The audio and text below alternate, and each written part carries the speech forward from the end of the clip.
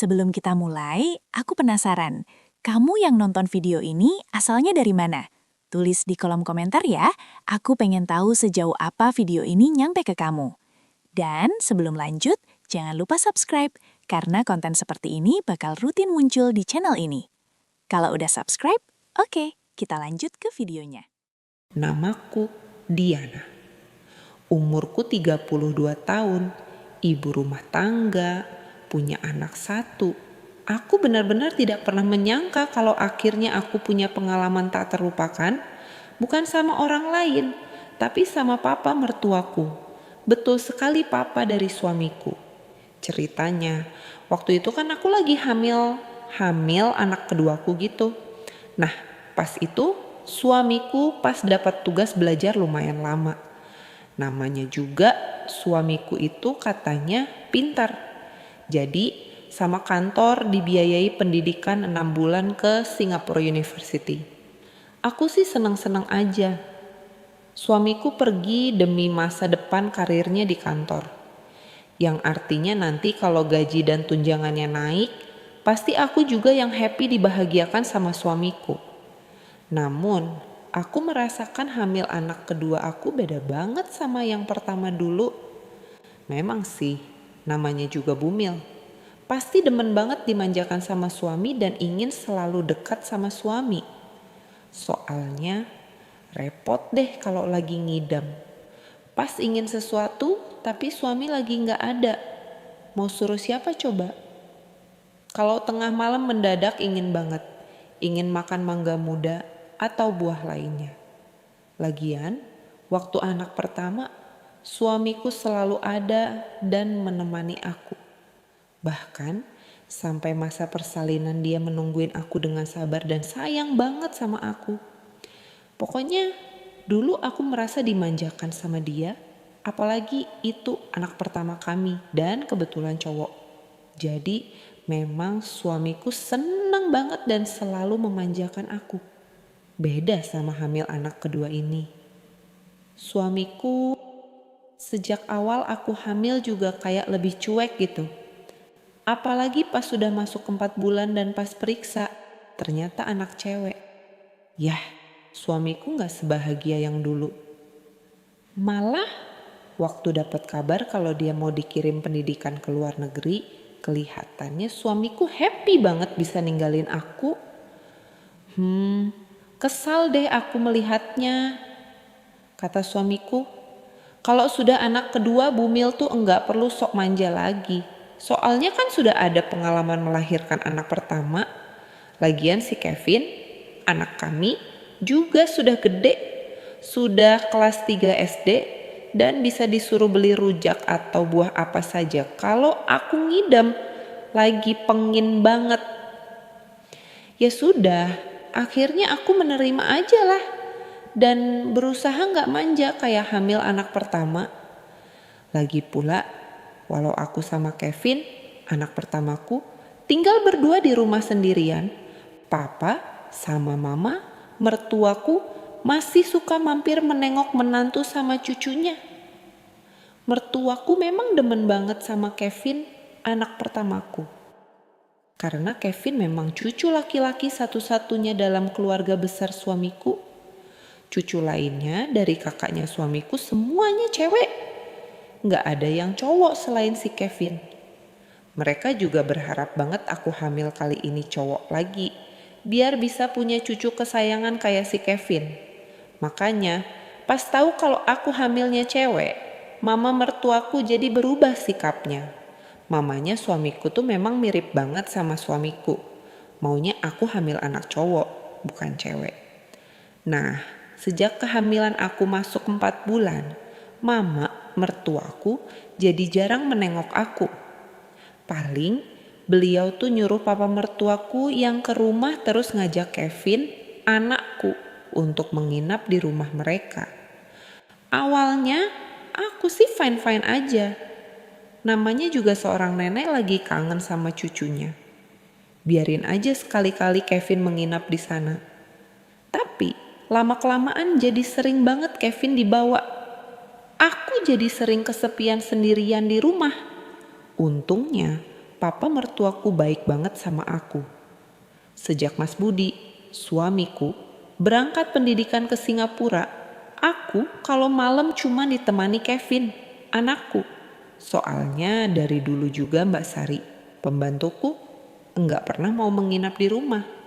Beliau cuma datang pagi, mengurusin kerjaan rumah tangga sama mengasuh Kevin, terus sorenya pulang ke rumahnya sendiri. Makanya, waktu Kevin sering diajak menginap di rumah mertuaku, aku akhirnya protes dong ke suamiku. Pas suamiku menelepon, aku curhat aja langsung sama suami. Tapi di luar dugaanku, suamiku malah mendukung mamanya. Kata suamiku, ya syukur dong Kevin diajak sama neneknya. Biar kamu enggak repot ngurusnya. Karena kamu lagi hamil anak kedua. Usia kandungan juga sudah 4 bulan, mulai gendut dan berat bergeraknya. Jujur, aku kecewa dong sama respon suamiku yang malah mendukung dan membela mamanya. Akhirnya aku beranikan diri saja curhat ke papa mertuaku. Malam itu kebetulan jadwalku periksa ke klinik kandungan dan seperti biasa, papa mertua yang menjemputku di rumah dan mengantarkan aku periksa. Soalnya suamiku sedang gak ada, jadi beliau sebagai papanya menggantikan tugas suamiku, anak kandungnya. Pas di mobilnya, aku bilang saja sejujurnya tentang unek-unekku.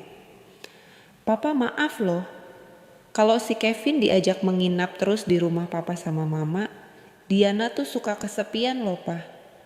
Masa lagi hamil malah ditinggalin sama suami dan anak sih? Papa mertuaku awalnya cuma senyum saja sambil bilang kalau aku tuh harus belajar mandiri.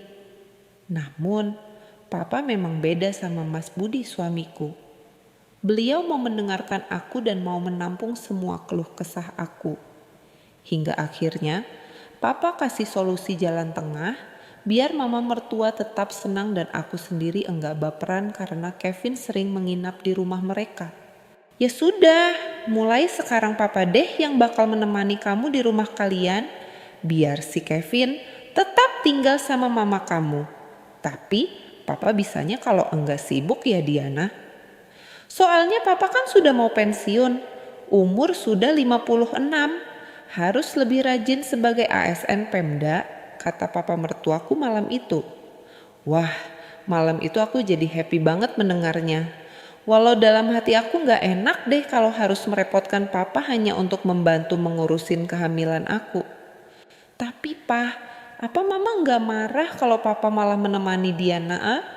Nanti mama malah makin enggak senang sama Diana. Nanti Diana malah dikira sok manja jadi bumil dan gak bisa mandiri jadi wanita. Balas aku padanya. Gak apa-apa kok Diana. Mama kamu itu kalau sudah ada Kevin, cucu kesayangannya, papa malah suka dilupain kok. Papa malah kayak ngekos di rumah sendiri. Karena mama kamu cuma mau tidur sama Kevin di kamar. Tuh lihat saja. Papa habis bentol digigit nyamuk karena tiap malam tidur di sofa depan.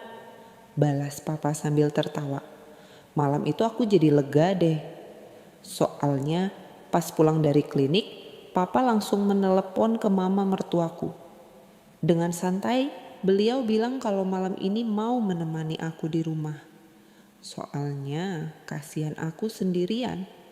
Sementara Kevin sudah semingguan menginap di rumah mereka. Aku lega karena respons mama mertua malah gembira.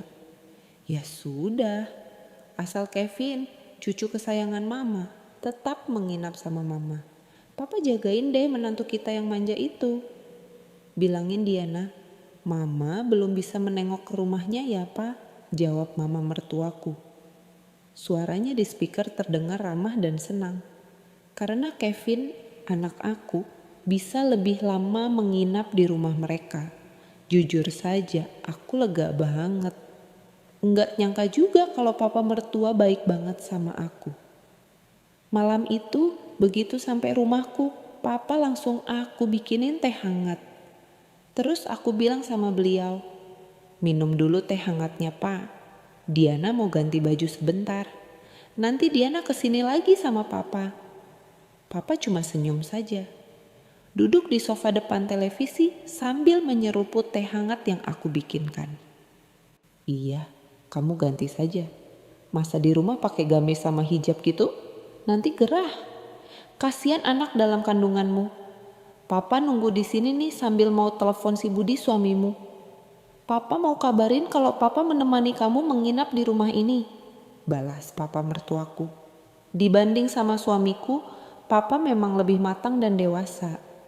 Pembawaannya juga berwibawa, dan beliau tuh lebih bisa mengertiin gimana sih psikologi wanita kalau sedang mengandung kayak aku.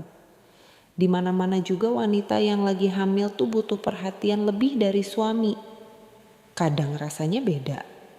Jadi pengin selalu dimanja, dibelai, dan juga dijagain. Apalagi pas hamil anak kedua ini, aku juga merasa selalu kangen sama suami. Tapi mau gimana lagi? Pas lagi butuh-butuhnya dekat suami, Mas Budi malah dapat tugas belajar selama 6 bulan. Lagian, kalaupun dia ada, perhatiannya sudah beda. Enggak kayak dulu waktu pertama kali aku mengandung si Kevin. Namun aku jadi lega banget karena ternyata papanya suamiku malah lebih perhatian sama aku. Beliau juga kelihatannya senang kalau bisa bikin hati aku bahagia. Kayak waktu mengantarkan aku periksa, papa malah bohong sama bu dokternya. Papa mengaku kalau beliau adalah suamiku. Soalnya bu dokternya nanya, "Mana suaminya?" Biasalah, waktu itu aku periksa hamil 4 bulan dan bu dokter mau yakinkan aku sama suami kalau bayi aku tumbuh sehat dan perkiraannya anak aku bakalan cewek. Bukan cuma mengaku sebagai suamiku, papa juga menunjukkan rasa syukur dan gembiranya waktu dokter bilang kalau anak kedua aku bakalan cewek. Aku sempat kaget dan malu karena papa tiba-tiba memeluk aku sambil mengecup pipi sama jidatku. Katanya, "Makasih ya sayang. Anak kita cewek pasti nanti bakal secantik kamu ibunya," ujar papa. Dalam hati aku malu banget. Lagian papa ada-ada saja, pakai bohong segala sambil mencuri peluk cium ke aku, menantunya. Padahal kan waktu itu masih ada bu dokter yang melihatin. Cuman ya gitu deh. Anehnya, bu dokter percaya aja kalau papa itu suamiku. Soalnya, walau usia papa sudah kepala 5, tapi penampilan papa tuh trendy. Jadi, kelihatan papa tuh jauh lebih muda dari usia sebenarnya. Papa memang beda banget sama Mas Budi suamiku. Di usia 56, papa masih sangat bugar. Masih terlihat gurat ketampanan di wajahnya. Badannya juga masih bagus. Papa orangnya tinggi dan tegap dengan bahu yang sangat kokoh. Mungkin karena papa tuh rajin olahraga dan gaya hidupnya juga sehat. Jauh beda sama Mas Budi. Suamiku baru juga usia 35, tapi badannya melar, perutnya buncit, dan Mas Budi juga suka minum dan merokok. Kadang kalau melihat papa mertua sama suamiku lagi berdua, banyak yang mengira kalau mereka itu kakak beradik, bukan bapak dan anaknya. Makanya waktu periksa itu, bu dokter percaya saja. Ya, kalau papa itu memang suamiku, bukan papa mertuaku. Tapi karena papa pura-pura jadi suamiku, aku jadi malu banget. Rasanya jadi baper sama perhatian papa yang begitu sayang sama aku. Malam itu sudah jam 9 malam waktu kami sampai ke rumah. Aku ganti pakaian soalnya enggak nyaman kalau pakai gamis hamil dan hijab. Cuma aku malah bingung mau pakai gaun yang mana. Enggak tahu juga gara-gara papa memuji aku makin cantik kalau sedang mengandung, aku jadi pengen tetap tampil menarik di depan papa mertuaku. Akhirnya aku pakai gaun tidur yang biasanya paling disukai sama suamiku. Gaun daster pendek warna biru laut. Kainnya juga lembut, enak dipakai karena berasa adem dan juga nyaman banget untuk aku yang lagi hamil. Sambil aku ganti baju di kamar aku mendengarkan papa menelepon suamiku. Papa mau mengabarin saja kalau malam itu beliau menginap di rumah. Mau menemani aku karena Kevin, anak kami, masih menginap di rumah neneknya. Beda kalau papa menginap di rumah kakaknya suamiku yang cewek. Beliau enggak mengabarin suaminya karena papa kan bapak kandung kakaknya suamiku yang cewek. Aku mendengarkan di kamar sambil aku berkaca depan cermin di dinding kamar. Papa kedengaran menelepon, tapi kayak susah nyambung. Hanya bilang, "Halo, halo Budi." Terus berhenti. Lalu kayak menelepon lagi. Tapi baru juga ngomong, "Halo Budi." Sudah diam lagi seperti telepon. Suamiku susah dihubunginnya.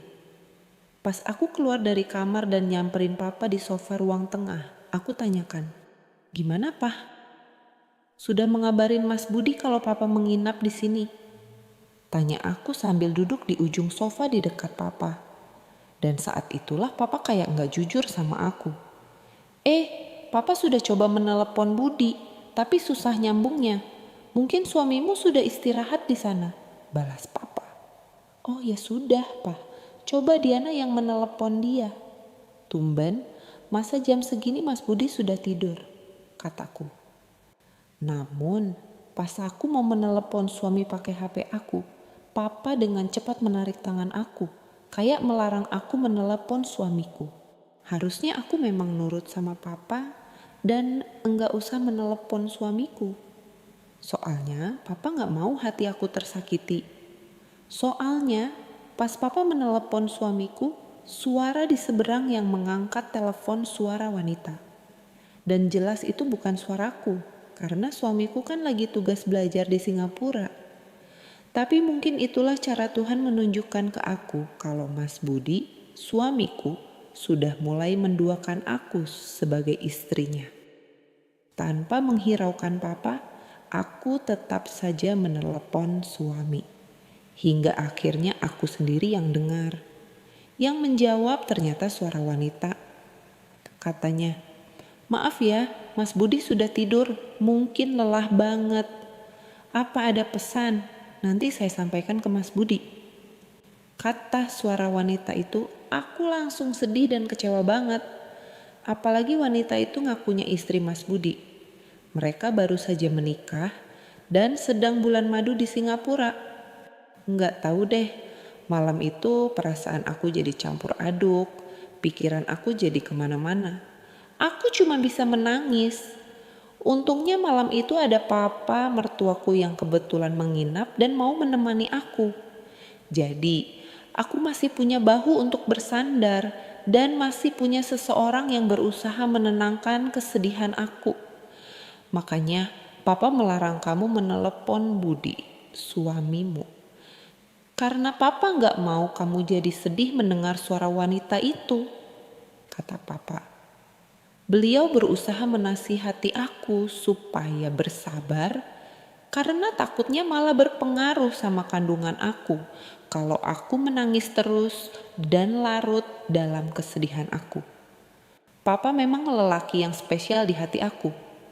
Malam itu papa mendekap aku dan papa berhasil mengusap air mata aku.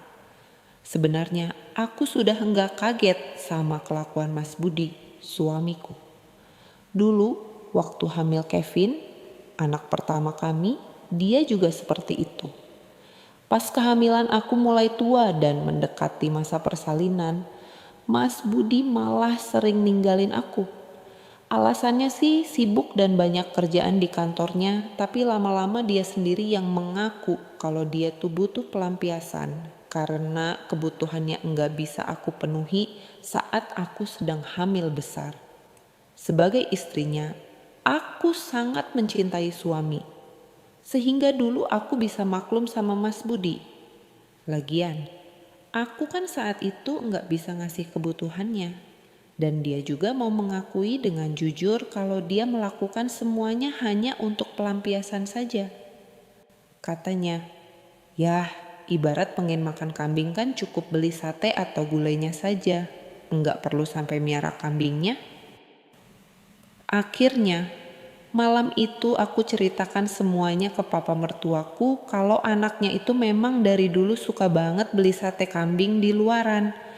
Dan enggak tahu kenapa, karena aku polos banget ceritanya. Papa mertua malah tertawa ringan, lalu menghibur hati aku, biar aku juga ikut tersenyum dan akhirnya ketawa juga bareng papa. Malam ini kamu lupakan dulu masalahmu sama Budi ya. Papa akan melakukan apa saja untuk kamu. Asalkan kamu bisa bahagia dan enggak sedih lagi, kata papa mertuaku. Akhirnya aku bilang ke papa, kenapa sih pa? Laki-laki itu selalu egois kayak Mas Budi. Masa hanya karena pengen makan kambing saja enggak bisa ditahan? Padahal kan dia tahu kalau istrinya sedang hamil, jadi enggak bisa bikinin sate atau gulai kambing, kataku. Lagian laki-laki itu kayak enggak ngerti aja ya. Kalau Bumil kan juga pengin banget makan bareng sama suami. Malah Diana selalu ingin makan bareng kalau lagi hamil kayak gini, Pah. Lanjut, aku lagi. Papa cuma tersenyum dengerin aku. Tapi tatapannya mulai berubah melihat aku. Kata papa, kamu itu Diana.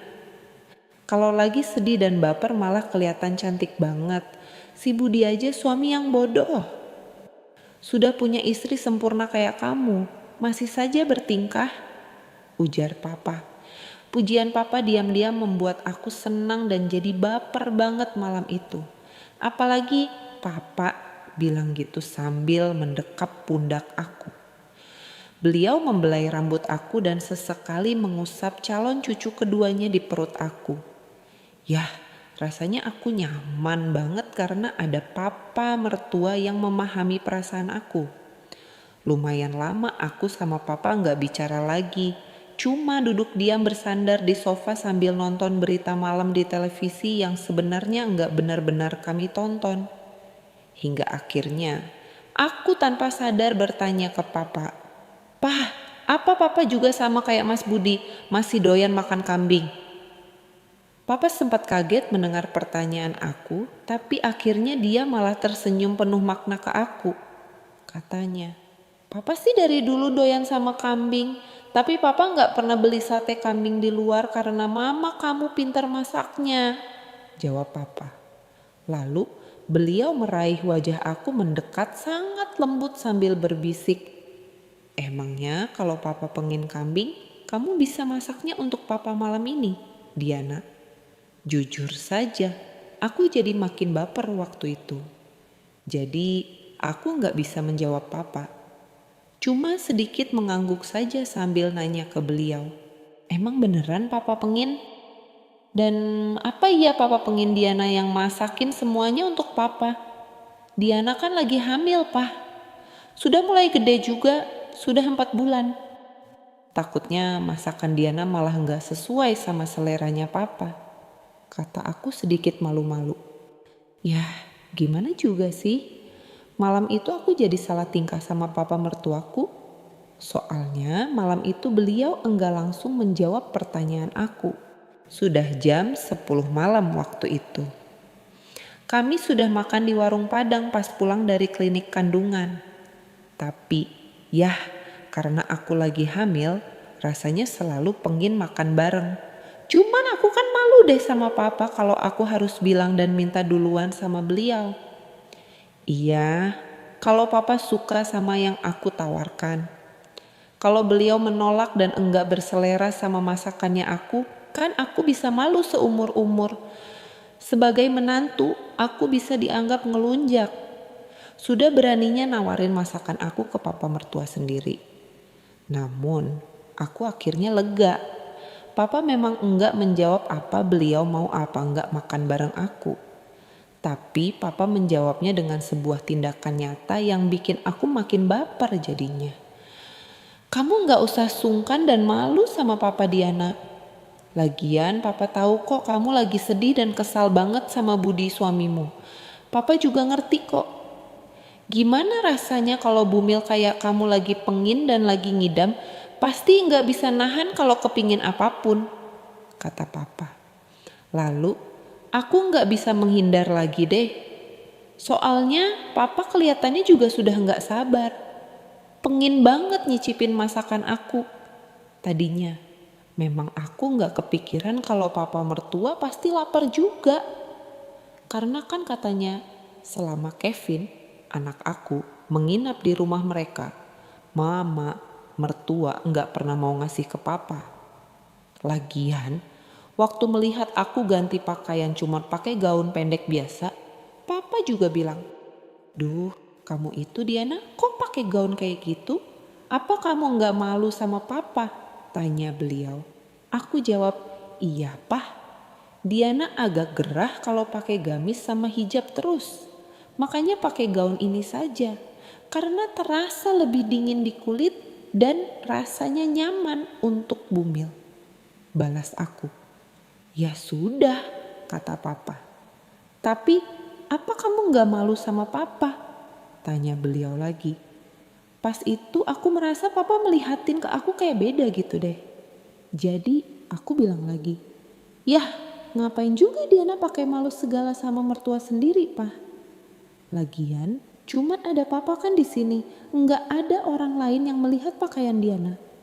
Kirain aku, papa mau nyuruh aku ganti baju lagi.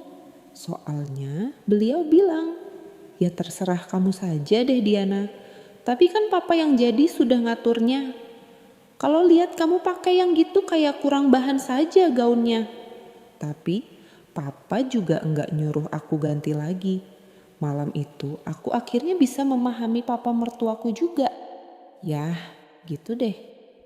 Aku sendiri enggak ingat benar siapa yang mulai duluan.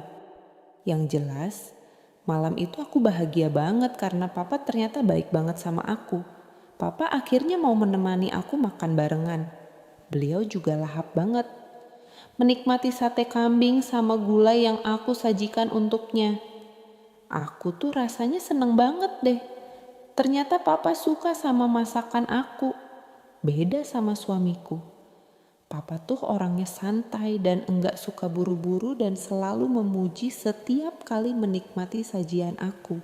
Bikin aku tambah baper banget sama papa. "Gimana, Pa? Apa enak apa enggak masakan Diana?" "Diana kan lagi hamil, Pa. Malu. Ah, kalau masakannya kurang sedap untuk papa," tanya aku. "Kenapa harus malu sih Diana? Papa malah doyan lo sama punya kamu. Enggak nyangka ternyata masakan kamu lebih nikmat dari mama kamu. Tapi enggak apa kalau papa pelan-pelan makannya. Soalnya sayang banget senikmat ini kalau cepat dihabisin," jawabnya. Jujur, aku tuh merasa kalau papa sangat jauh berbeda dengan suamiku. Kalau sama suamiku jadi suka ikut buru-buru karena dia juga selalu buru-buru makannya. Padahal kan aku maunya semua itu serba samaan. Kalau mulainya samaan dan barengan kan lebih terasa enak dan nikmat seandainya bisa selesai barengan juga. Tapi sering banget suamiku egois. Maunya buru-buru dan selalu selesai lebih dulu. Padahal aku baru aja bisa menikmati menu yang ada. Beda banget sama papa. Papa tuh lebih bisa bikin aku lega dan sabar juga nggak buru-buru barengan sama aku. Malah sambil menikmati semuanya, papa masih sempet bisikin aku, "Kita samaan terus ya Diana. Biar kamu bahagia, sebaiknya selesainya barengan. Jangan ada yang duluan. Lagian kita kan enggak lagi balapan, iya kan?" kata papa. Yah, namanya aku lagi menikmati, jadi cuma aku jawab singkat. "Iya, Pa, terserah papa." Ya. "Yang penting apa yang Diana kasih papa suka dan bisa bikin papa bahagia," balas aku. Akhirnya malam itu lumayan lama aku sama papa mertua. Pas aku lihat jam enggak terasa sudah jam 12 malam. Rasanya cepet banget. Enggak terasa tadi baru jam 10, taunya sudah jam 12 malam tanpa terasa. "Makasih ya Diana, kamu tuh sudah bikin papa bahagia banget. Enggak nyangka papa bisa makan bareng sama kamu. Papa juga enggak nyangka.